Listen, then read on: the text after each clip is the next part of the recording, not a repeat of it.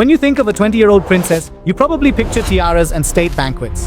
But for Spain's future queen, Princess Leonor, the reality is starkly different. Instead of a ballroom, picture a young woman in combat fatigues, or climbing into the cockpit of a military jet. For Leonor, this is real life. This intense preparation is more than just a photo op. It's a calculated strategy to forge a new kind of 21st century leader. This isn't just about a princess becoming a soldier. It's the story of how Spain is shaping a modern identity, and why her military career is central to its ambitions in Europe, its connection to the Spanish-speaking world, and its future. This is a masterclass in modern power. First, the why. Under the Spanish Constitution, the monarch is the supreme commander of the armed forces. It's a constitutional duty that demands credibility. Spain decided its future head of state wouldn't just inherit the role, she would earn it. In 2023, the government approved a 3-year military education for Leonor. Her journey began at the General Military Academy in Zaragoza, learning discipline from the ground up. In 2024, she joined the Naval Military Academy, including a multi-month voyage on the historic training ship, the Juan Sebastián de Elcano, connecting her to Spain's global maritime history. Now, she's in the final phase at the General Air and Space Academy. On December 18, 2025, she achieved a major milestone. Her first solo flight, the first woman in the Spanish royal family to do so. Sources confirmed she met the exact same tough standards as every other cadet. This 3-pronged training gives her a complete understanding of Spain's defense, but more importantly, it provides legitimacy. When she becomes queen, the military will see a commander who has shared their training and earned her place. This deep military experience is critical for a 21st century monarch. Her time in the army taught her leadership from the ground up and the human cost of conflict.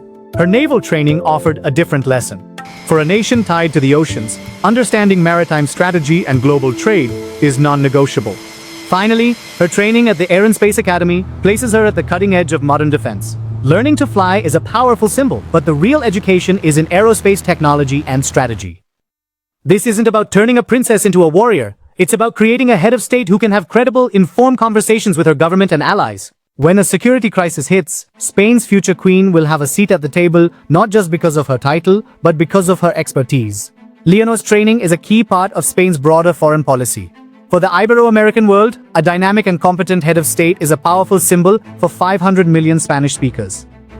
But Spain is also looking toward rising global powers like India. As we speak in 2026, Spain and India are celebrating 70 years of diplomatic relations. This strategic partnership is currently focused on technology and defense, highlighted by joint projects like the Airbus-Tata C295 aircraft production in Vadodara. A monarch like Leonor, with proven military competence, represents a modern, stable, and technologically advanced Spain, exactly the kind of partner a rising India is looking for. It sends a message of reliability to partners who value defense and industrial strength. Instead of building only a royal image, Spain has placed her on a structured path of training, one that includes the Army, Navy, and Air Force phases. Ultimately, this all points to the evolution of monarchy itself. In an age of skepticism toward inherited privilege, institutions must prove their worth. Princess Leonor's journey is Spain's answer. By putting the heir through the same tough training as any other officer, the monarchy sends a clear message. This role is earned.